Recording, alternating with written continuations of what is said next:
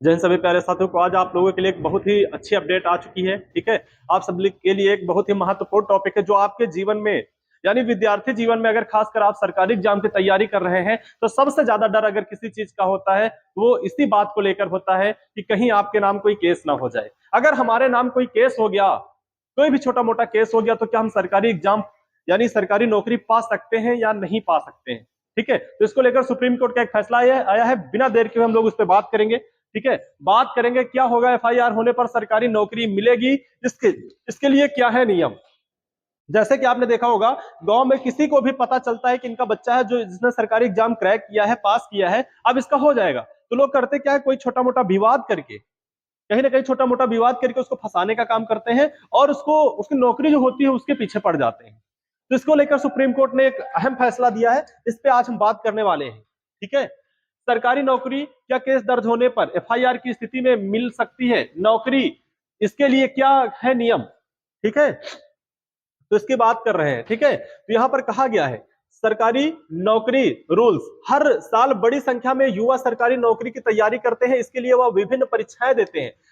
इन प्रतियोगी परीक्षाओं की तैयारी काफी समय में और मेहनत लगना और वाजिब है। ऐसे में परीक्षार्थियों के लिए मन में सरकारी नौकरी के नियमों को लेकर सवाल होना आम बात है। जानिए क्या किसी पर केस दर्ज होने की स्थिति में वह सरकारी नौकरी के लिए पात्र है या नहीं। ठीक है, आगे दिया गया है एफआईआर दर्ज होने पर सरकारी नौकरी। सुप्रीम कोर्ट के केरल हाई कोर्ट के फैसले को रखा बरकरार।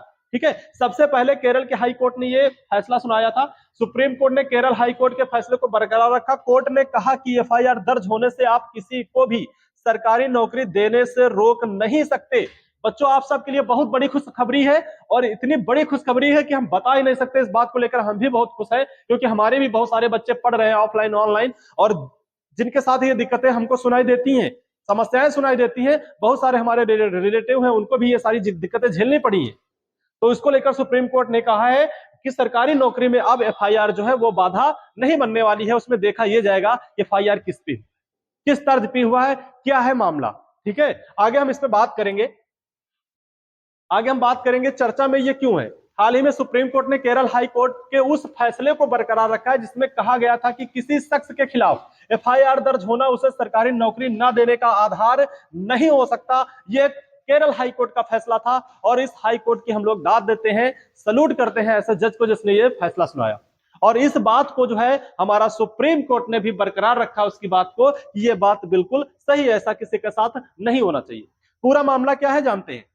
दरअसल वर्ष 2023 में केरल हाई कोर्ट ने केरल सरकार के खिलाफ फैसला सुनाया था।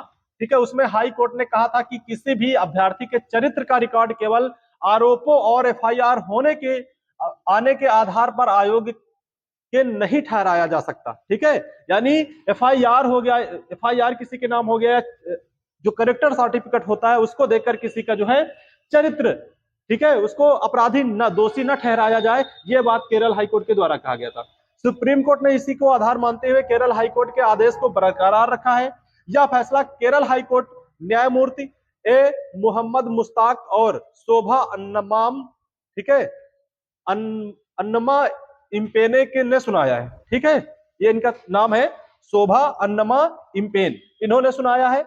आगे कहा गया है, ठीक है, और क्या था फैसले में, इसमें यह भी स्पष्ट किया गया है कि आपराधिक मामले में बड़ी होने से उम्मीद को सेवा में शामिल होने का अधिकार स्वतः नहीं मिल जाता। उच्च न्यायालय ने केरल प्रशासनिक न्यायाधिकारियों के आदेश के खिलाफ राज्य सरकार की अपील पर क्या फैसला सुनाया था कि केटी ने राज्य को निर्देश दिया था कि वह एक व्यक्ति को उसकी अलग रह रही पत्नी द्वारा दायर आपराधिक मामले में बरी किए जाने के बाद कांस्टेबल के रूप में इंडिया रिजर्व बटालियन में शामिल होने की अनुमति दे। यह फैसला था। ठीक है, एक पति पत्नी का विवाद था और उसे बरी की होने के बाद हाई कोर्ट ने कहा था कि उसको कांस्टेबल के रूप में जो है बटालियन में शामिल किया जाए, इसकी अनुमति दे सरकार।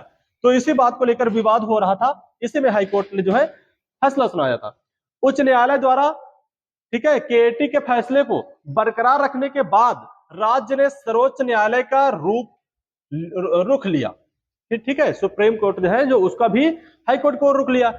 इसने सतीश चंद्र यादव बनाम भारत संघ और अन्य में सर्वोच्च न्यायालय के फैसले का हवाला दिया। ठीक है। यहाँ पर सतीश चंद्र यादव बनाम भारत संघ का जो मामला था, ठीक है, और यादव लोग जो हैं ये अपने आप में एक आधा ऐसा कांड किया ही करते, ठीक है। इन्हीं को लेकर ये सर्वोच्च न्यायालय ने फैसला सुनाया था, इस बात को भी याद रखना है, ठीक है। सुप्रीम कोर्ट ने क्या कहा, जस्टिस पीएमएस नरसिंह और जस्टिस मनोज मिश्रा की बेंच ने यह फैसला दिया, कोर्ट ने केरल हाईकोर्ट के फैसले में दखल देने से इंकार किया, ठीक है।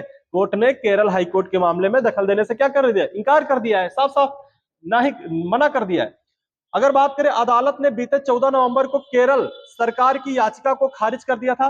बेंच ने केरल हाईकोर्ट के फैसले पर सहमति जताते हुए कहा कि, ठीक है, क्या कहा इसके विषय में भी जान लेते हैं। कहा है कि हाई कोर्ट ने मामले की स्थिति को समझते हुए यह फैसला सुनाया है, ऐसे में हाई कोर्ट के फैसले में दखल देने की जरूरत नहीं है।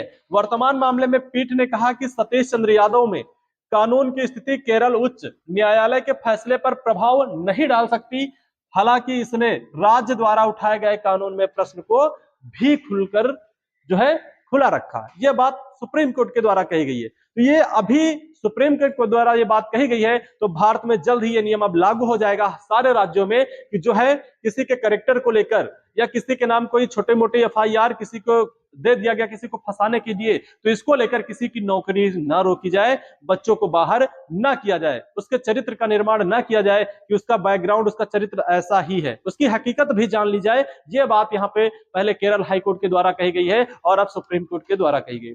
तो सभी दोस्त बताएंगे आपके लिए न्यूज कैसी लगी, ठीक है।